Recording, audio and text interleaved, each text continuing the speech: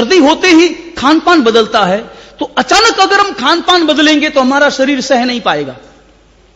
शरीर को रनिंग में लाने के लिए एक व्यवस्था है, और वो व्यवस्था है नौपत जी की ओली।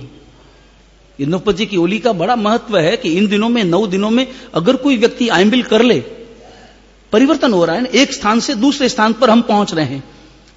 गर्मी से सर्दी में जा रहे हैं, सर्दी से गर्मी में जा रहे हैं। ऐसे ही समझे जैसे एक व्यक्ति एक कमरे में है और कमरे में अंधेरा है, गुप्त अंधेरा है, भयंकर अंधेरा है, और उस अंधेरे में वो बैठा है। तो अंधेरे में उसकी आंखें थोड़ी अभ्यस्त हुई है अंधेरा देखने में, थोड़ी देर के बाद, और अचानक उसने दरवाजा खोला, और दरवाजा खुला तो वहां पर 500 वाट का लट्टू है, इतना तीव्र प्रकाश है। तो क्या उसकी आंखें वो तेज प्रकाश सह लेगी? तो सह नहीं पाती। तो क्या होती, आंखें बंद हो जाती, मिचमिची आ जाती है, एकदम से आंखें बंद करनी पड़ती 2 मिनट के लिए, क्योंकि आंखों को भी अभ्यास करना पड़ता है।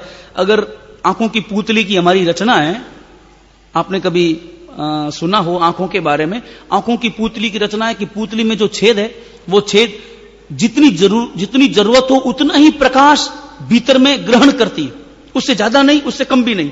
तो पुतली का आकार, अगर कम प्रकाश है बाहर तो ज्यादा प्रकाश लेने के लिए पुतली चौड़ी हो जाती है, और अगर ज्यादा प्रकाश है तो कम प्रकाश लेने के लिए पुतली सिकुड़ जाती है, ताकि भीतर में कम प्रकाश जाए। यह सब हमारे शरीर की ऑटोमेटिक व्यवस्था है। इस ऑटोमेटिक व्यवस्था के लिए कोई बटन दबाने की जरूरत नहीं होती, अपने आप हमारे शरीर की व्यवस्था है, जिसे हम भले जानते कम हैं मगर शरीर की संरचना बड़ी महत्वपूर्ण है। तो इसका मतलब हुआ कि अचानक कोई व्यक्ति अगर अंधकार से प्रकाश में जाएगा तो आंखें बंद हो जाएगी, मिचियां जाएगी। ठीक इसी प्रकार एकदम तीव्र प्रकाश में कोई बैठा है और अचानक अंधेरे में जाएगा, उसे कुछ नजर आएगा? कुछ भी नजर नहीं आएगा। हल्का प्रकाश होगा तो भी नजर नहीं आएगा, टकराएगा, तो थोड़ी देर के लिए वो आंखें बंद करेगा, 2 मिनट के बाद में उसकी आंखें अभ्यस्त हो जाएगी, फिर अंधेरे की। ठीक वैसे ही अब अगर हम अभी गर्मी से सर्दी की ओर जा रहे हैं, तो सर्दी का अभ्यास करने के लिए और सर्दी के वातावरण को झेलने के लिए अपने शरीर को तैयार करो।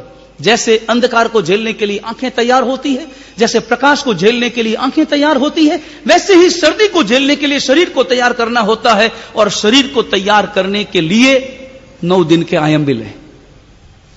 ये जो 9 दिन के आयंबिल है, जिसमें क्योंकि सारी बीमारियां अनाज के कारण नहीं है, शुद्ध अनाज कोई बीमारी पैदा नहीं करती, लेकिन जितने भी मिर्च मसाले हैं वो सब बीमारियां पैदा करते हैं, वो सब बीमारियां पैदा करते हैं। और कभी आप अनुभव करना, 2 तपेले लो, एक तपेले में आयंबिल की रसोई डाल दो, एक तपेले में आयंबिल की रसोई डालो।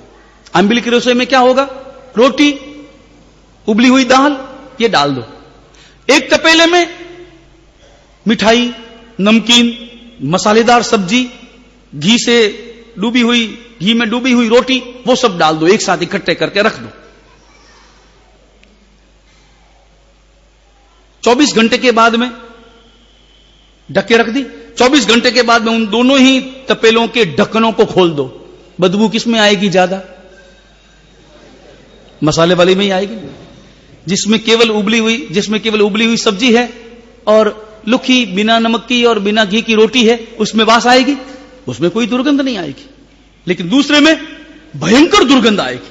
अब आप समझ लो कि हम पेट में क्या क्या डाल रहे हैं। सुन करके बाया तो कभी मुझे कहने भी लग गई थी कि महाराज हमें नौपजीरी ओली आले तो मैंने आंबुल नहीं करा होगा, ये है आंबिल करने का भाव सबके मन में आ रहा है। हालांकि उपदान में चूंकि उपवास हो रहा है, इस कारण से वो सारा संतुलन देखना होता है, क्योंकि व्यवस्थित रूप से जम जाता है। लेकिन 9 दिनों में अगर कोई आंबिल कर ले, 9 दिन लगातार आंबिल कर ले, नमक और शक्कर को संतुलित कर ले, ये घी वगैरह का प्रयोग न करे, जरा भी प्रयोग न करे और शुद्ध आयंबिल कर ले, कोलेस्ट्रॉल भी उसका बराबर, सब कुछ चीजें अपने आप आसानी से बराबर हो जाएगी। इसी कारण शरीर को संतुलित करने के लिए गर्मी से सर्दी में जाएं, 9 दिन आयंबिल करें। सर्दी से गर्मी में जाएंगे, चैत्र महीना, ये 6 महीने का अंतर है। ये 6 महीने गर्मी की प्रकृति वाले दिन है और वो 6 महीने सर्दी की प्रकृति वाले दिन है।